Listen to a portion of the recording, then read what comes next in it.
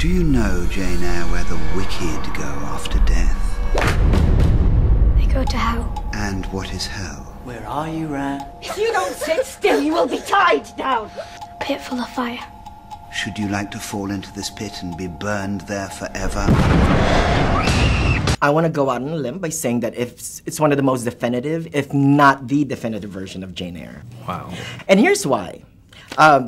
You created a perfect balance between romance and gothic and toned down the melodramatic aspect of the material, I think. Oh, thank you. That was the biggest challenge, I think. And for me, the biggest fear is like, especially through the editing process and even shooting, tone is a tricky thing, especially when you're making a film over the course of weeks.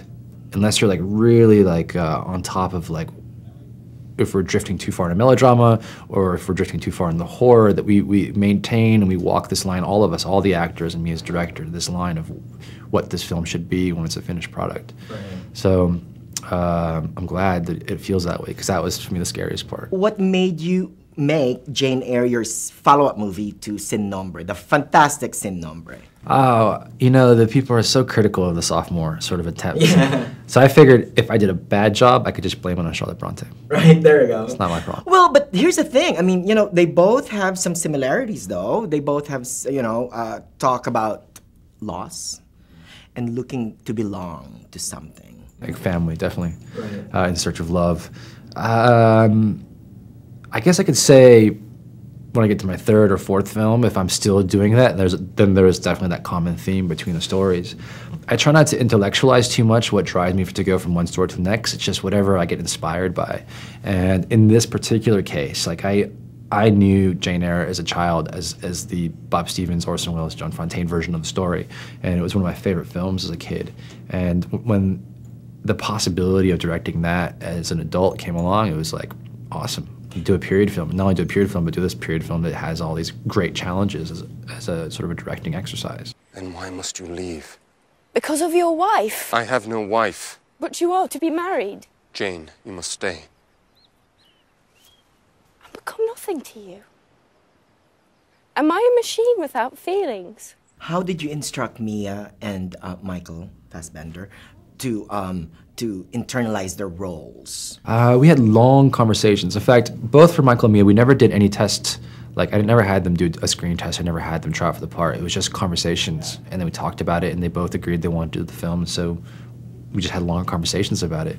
And I think with Mia, for example, we just talked a lot about who Jane was, what Jane wanted to be, what her fears were, and the book obviously provided a lot of information. And for Michael, it was just more about how he wanted to embody the character. And just thankfully, we all agreed. You know, we had a really like common vision of what we wanted to do and how we wanted to do it. So it was great.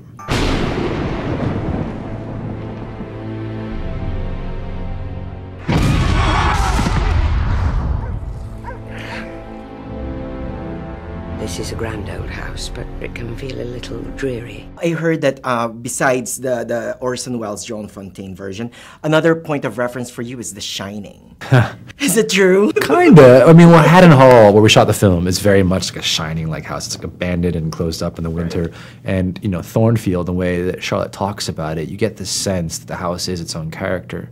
And where really it's not the house, really. It's Bertha Mason who's trapped in the house. Right. But before you know that, it almost seems like the house itself has its... You just reveal the ending. No.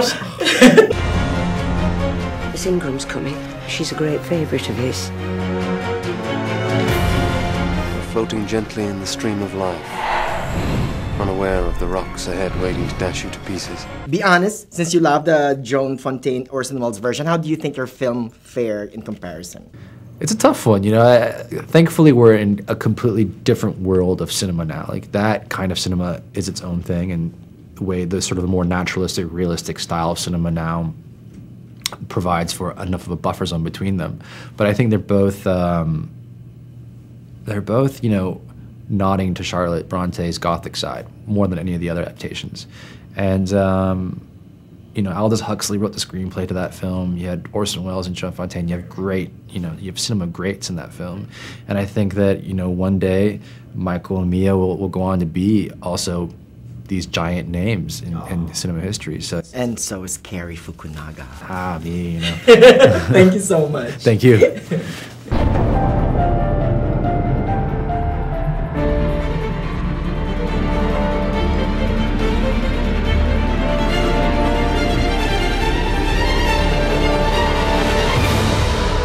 Everything seems unreal. You, sir, the most phantom-like of all. Jay.